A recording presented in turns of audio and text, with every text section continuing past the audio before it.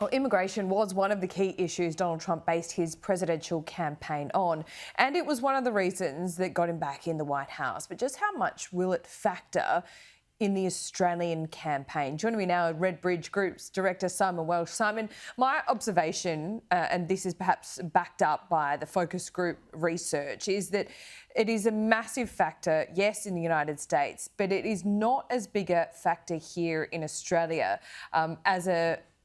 until you get to perhaps the housing issue.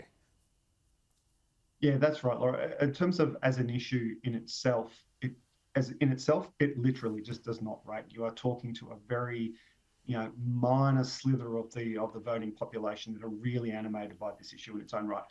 Do people hold concerns about the volume of immigration in the context of a housing debate? Yep, yes, that is true. So when you attach it to that issue, it does take on a bit more significance than it does just in and of its own self. What I think is fascinating is immigration, as you rightly pointed out, is kind of one of those sort of totemic issues, particularly of the right in America. And, you and I have talked about, and people often discuss, could we get a Trumpian type figure here in Australia? Would that work in the Australian electorate? And I think some of this recent research that we've just looked at, I think, sheds an interesting light on that, which is, first of all, kind of the ingredients are there. Like it's certainly not a ridiculous question to ask, could that happen in Australia? Because the ingredients are there. You've got large swathes of the population that feel economically and politically sort of disempowered. They don't feel like governments are interested in them and their issues. You've got now this sense of what we call resource competition. So people know governments are broke. So when they see spending in one area, does that mean that that's going to cost me? Spending on other people means that I might get less. So you sort of start to get this resource competition. All those things are there, but it's still not playing the way that we see in America, for example. So we did this recent survey around refugees. An issue, as you were quite rightly pointing out, sort of close to Trump's heart and close to his campaign in America, refugees, asylum seekers. And what we found was the bulk, the majority of Australians, and a clear majority of Australians, do see that we have responsibilities to accept refugees. Yes, we might want some conditions on that, and yes, we want to make sure that people are vetted and that they are properly refugees and not people jumping the queue and all those sorts of things. So yes, we want it done properly, we want it done carefully, but we have a responsibility. And you can see there on your screen sort of the 60% majority support for Australia accepting refugees. And that holds across the major parties.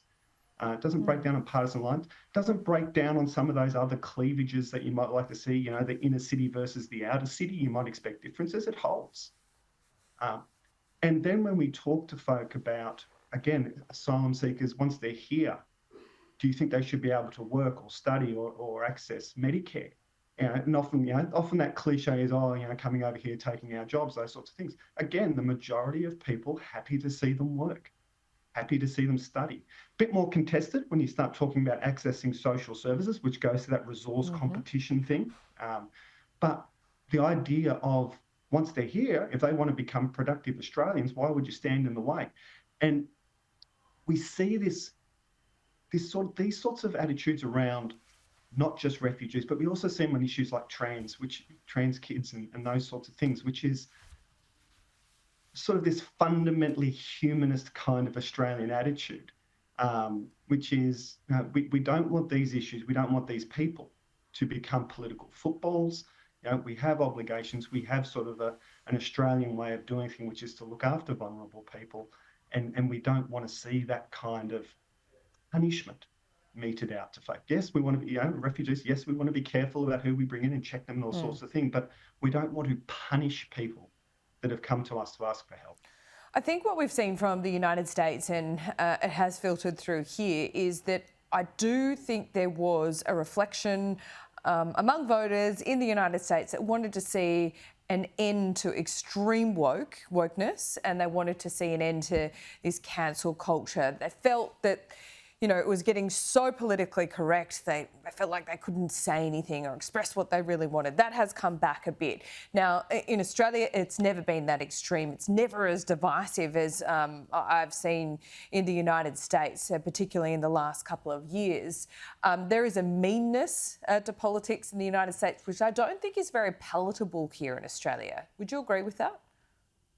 Absolutely. Australians do not like the nastiness in our politicians. We elect our politicians, ultimately Australians, we elect our politicians to govern and deliver us services and deliver us a decent quality of life. What we actually really don't like so much is politicians trying to push values on us or tell us how to live. We don't vote and we don't run presidential campaigns in Australia. We still have a relatively important focus on policy in our elections compared to the US.